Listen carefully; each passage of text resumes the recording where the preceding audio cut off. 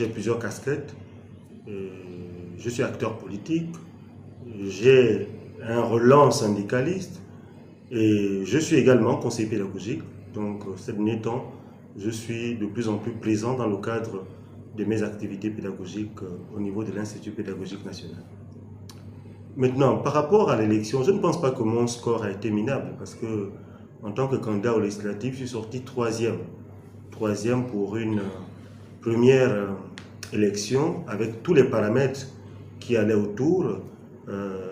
Les candidats du parti présidentiel qui sont taillés la part du lion en ce qui concerne les scrutateurs dans les bureaux de vote, le transport des populations. J'ai vu les agents de la sécurité pénitentiaire être transportés pour venir voter à Lambaréné, là où j'étais candidat au deuxième arrondissement.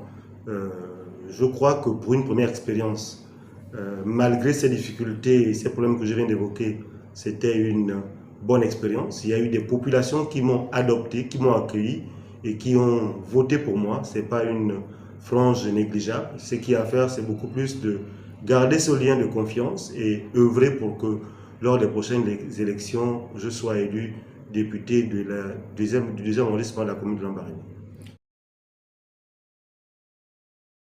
Bien, je crois que le PNTP, après les élections, va se mettre au travail.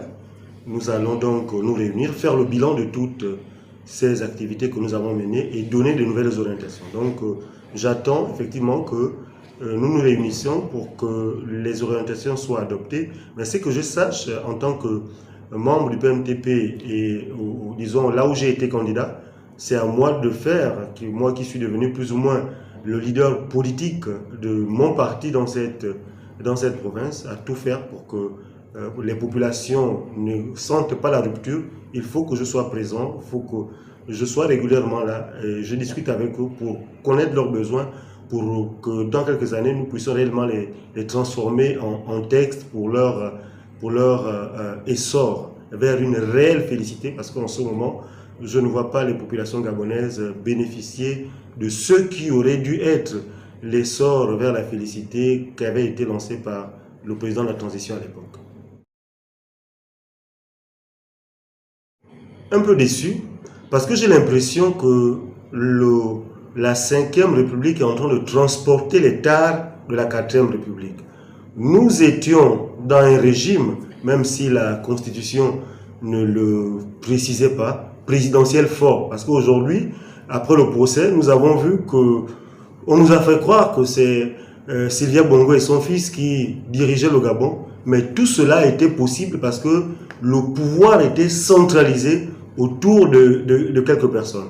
Je constate malheureusement qu'on est en train de nous ramener vers ce schéma où on a du mal disons, à voir la différence entre le pouvoir législatif et le pouvoir exécutif, parce que tous ceux qui ont été élus en leur majorité disent tout simplement aller soutenir le projet politique du candidat élu. Donc, il sera difficile pour ces gens-là qui sont complètement acquis au président de la République de contrôler avec efficacité l'action du gouvernement. Mais je crois que ce sont les Gabonais qui ont choisi de voter majoritairement pour l'UDB et le PDG. Donc, nous tirons les leçons de ces 5 prochaines années et peut-être que les choses vont évoluer. Mais en ce qui concerne le secteur de l'éducation, je crois que l'école gabonaise est la grande perdante de cette transition. Parce que ce qui est fait, ce n'est que le prolongement de ce qui avait été commencé.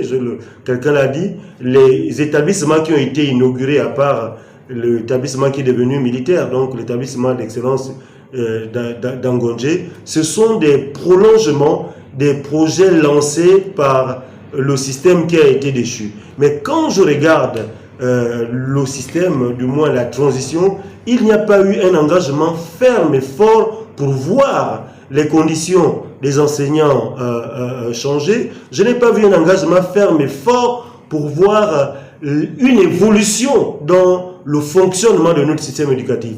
beaucoup d'enseignants attendent toujours la régularisation de leur situation administrative. Certaines écoles ont du mal à fonctionner, les écoles ont des effectifs pléthoriques. À la fin de ce trimestre, il y a des élèves qui ont été évalués seulement avec 4 matières sur 7. Il manque toujours d'enseignants. Donc, à mon avis, en ce qui concerne l'éducation nationale que je connais, dans lequel je travaille, je n'ai pas vu une grosse évolution et j'espère que les prochaines années de cette 5e République vont nous permettre de booster réellement notre système éducatif parce qu'il a besoin d'être transformé, d'être façonné, de faire que l'école gabonaise soit un véritable moteur de développement de notre pays. Pas de commentaires à faire sur la visite d'un autre président. Je crois que le président Macron a apparemment de bonnes relations avec le président de la République. Sauf qu'en ce qui concerne ces accords, je pense qu'il faut qu'on sorte de cette opacité. Il faut qu'on sache clairement quels sont les accords qui lient le Gabon, ancienne colonie, et la France, ancienne métropole. Nous voulons réellement que les populations gabonaises bénéficient des ressources produites par le sous-sol.